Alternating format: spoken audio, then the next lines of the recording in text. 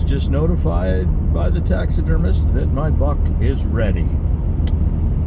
Yes, remember this buck? Some of you guys are like, hen gals, what's Farmall been doing? He ain't really uploading much. Does this look like deer country? Because it is. And right now I'm looking for a buck. Didn't make the best shot on him. He was kind of quartering too. I normally don't take those shots. There was about 10 minutes of daylight left. Shifted my seat and, you know, called my best friend up and was like, single lung liver is my guess. Really, the only way to know is find him and gut him out. But that's what I'm doing. I'm in the jungle looking for a buck. Big buck down, baby. Boom. Big buck down. I gotta tell you, this shit in here, it's thicker than thieves. I mean, and there he is. What a stud. Well, there he is. Usually I say a buck in a bucket, but it's a lot easier to slide him on this little four-wheeler trailer. And this is a 4.5-year-old buck. I called Gimpy and knew him since he was a yearling. He come gimping down across the field, and what somebody did was they shot half of his hoof off. So he's lived 3 years after that with half a hoof. And that was taken by a bullet, and you know, after 3 years it just heals and mends. But he always walked with a limp, and I'm sure the way this is hooked, putting pressure on that absolutely hurt. And he's not a superstar for 4, but for what we get around here, he's an absolute stud. The age is the trophy. And I ain't saying he won't score. I mean, he's, oh, good grief, maybe mid to upper 20s, probably, because he does carry the mass through and stuff like that. But there you go. That's the one I was after. It's the one I got. We start 2024 season planning and plotting and see who survives for next year. Well, there he is. Really good mass on this side. When a deer gets an injury in the front side, it affects that same side. And when they get an injury in the rear, the nerves run. It goes opposite. So he had his hoof blown off when he was a year and a half. He's 4.5 now, and it's affected him pretty much his whole life. I don't know what he would have been without that, but yeah, probably the nicest buck in the area, I'm guessing. I don't know. I'm happy with him.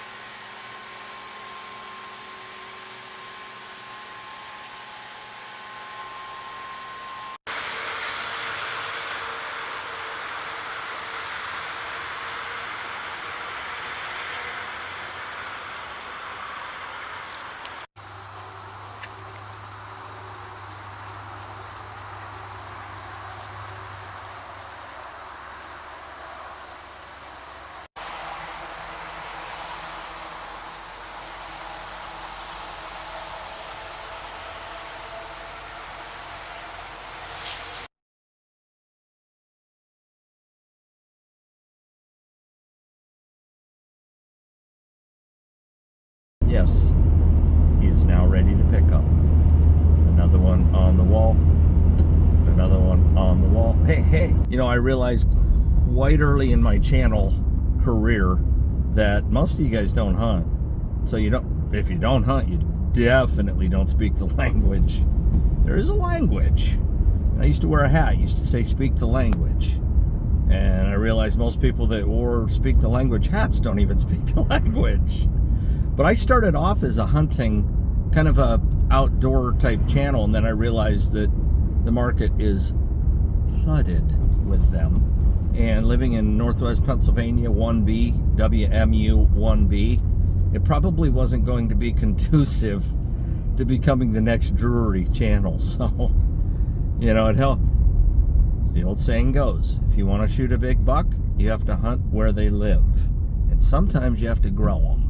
That's a fact, yes. Just like corn and any other crop, you got to grow bucks. How do you grow them? You don't use this. It's that simple. And did you ever wonder, like, when you watch a TV show, it's never in Pennsylvania. And if it is, it's like, again, in the suburbs or something like, oh, we're in Allegheny County, we're doing a controlled hunt today. Really? Well, why don't you come up to 1B and do one of them? You might see a lot of deer in certain properties. They're infested, but there's no quality there. You know, you'll see 36 doe out in the field and 2 spikes. There's no age structure because, you know, all the yearlings and the 2-year-olds got shot the year before, so they don't get to make it to 3 and 4 and 5. There's no age class structure on properties. And, you know, the thing about Pennsylvania, too, is that it's not like Iowa, man. You go out there, the little guy, the little landowner owns 200 acres. You know, out here, the little landowner owns 6. And there's a lot of 6-acre guys, and there's a lot of 10 and 15 and 20, and, you know, even a 90-acre guy is a small acre guy. You're not holding bucks tight like Velcro on a 90-acre piece. You're just not. It's a nice piece, you know, and you can make it conducive to holding doe, and that will bring the bucks in. But in order to get to where you're at, they got to travel through the gauntlet. And over the years, I've been pretty lucky, combined with preparation, a lot of preparation. And the first thing you have to do, I don't care if it's a big track or a small track, you got to post your property.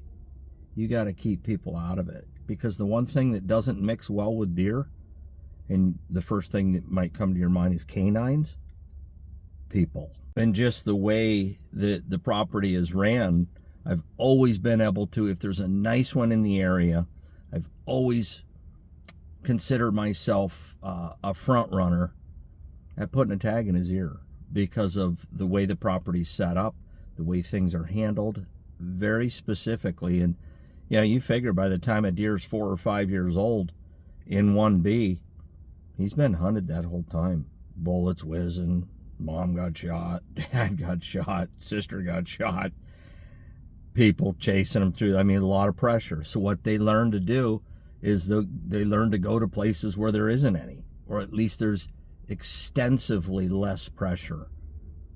Well, that's my place. So I guess in a nutshell, you have to get rid of people. There's certain sanctuaries and different things on different properties that I hunt, we don't even go in. I mean, there's 2 reasons that we will go in there. One, it may be to shed hunt in the spring, mid-March, end of March, first week of April. And to recover a wounded deer. And, you know, I had a neighbor that hunts adjacent to this property here, and he said, you know, if we were ever to hit one, would we be able to go in and get it? And it's like, yeah, under the cover of darkness, you know, because deer are completely different creatures. Well, you know, if you've lived more than 20 seconds, they're different creatures in the dark than they are broad daylight. You know, and if you go into the sanctuary during the day, most of them, they're bedded in there. You drive them out, that's pressure. If they were in there most of the time by cover of darkness, they're out in the fields feeding, and they're meandering around. They're not on beds. But if they were in there for whatever reason, it's a different scare than it would be at high noon. It just is. It's not, I guess, pressury, but yeah, there's deer recovery, there's shed hunting, but for the most part, you got to stay out of your sanctuaries. The only thing that should be in your sanctuaries are deer and cell cameras, and that's it. Oh, here he is on the wall, another 4.5-year-old, 1B 4.5-year-old. This is a 4.5-year-old I tagged in 2020.